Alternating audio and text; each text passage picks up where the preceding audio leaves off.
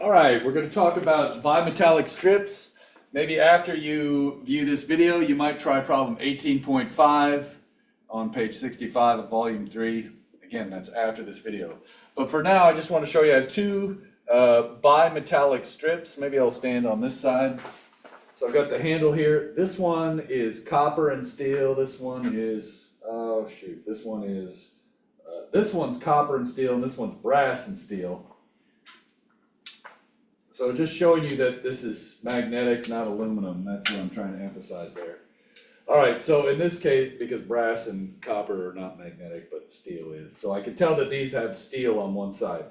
All right, so I'm going to try and hold both of these with the steel side up, and this is the one I want to start with, brass and steel. Okay, so I'm just going to run this over a torch, and I want you to imagine what should happen to these two strips of metal. I've tried to visualize this here. Right, it's a long ribbon and they're basically affixed together.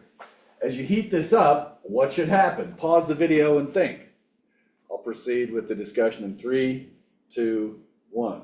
Okay, as you heat these up, what do we notice? The change in length is the initial length, same for both types of metal, alpha delta T.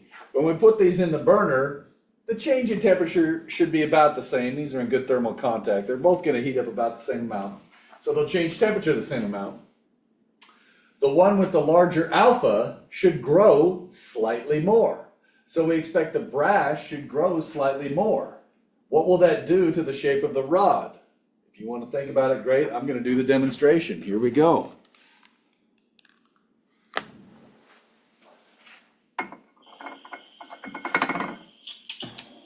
So again, I've got steel on top, brass on bottom.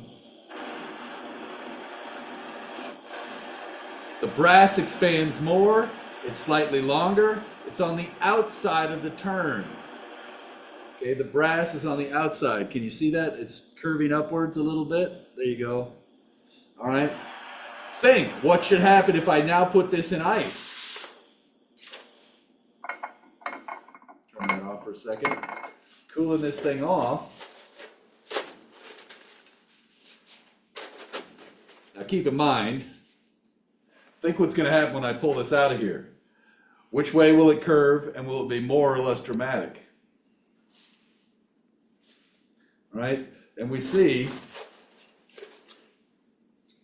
it curves down slightly, so towards the brass side, but it's not nearly as dramatic as when we heat it up. So notice the curvature flipping. Why is that? I'll answer in 3, 2, 1. Let's go to the board. Okay. Well, when we put it in ice, the temperature goes down, but the ice is only 0 C, right? When you put it in the burner, the temperature goes up and way up. All right, so we expect lots of curvature this direction towards the smaller alpha when you heat it. And when you cool it, right, this one will contract less, meaning this one contracts more, meaning it's going to curve the other way.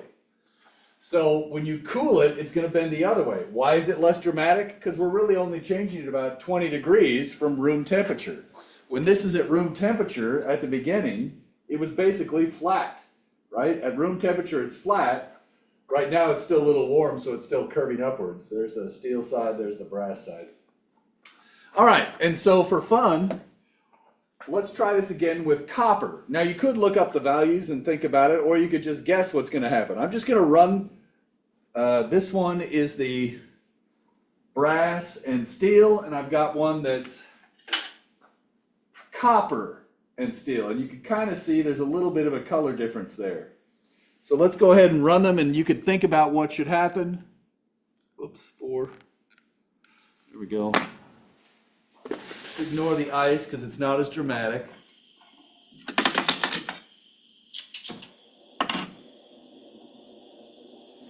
All right, so now I'm going to try and run both of these in here at the same time, and we'll see what happens.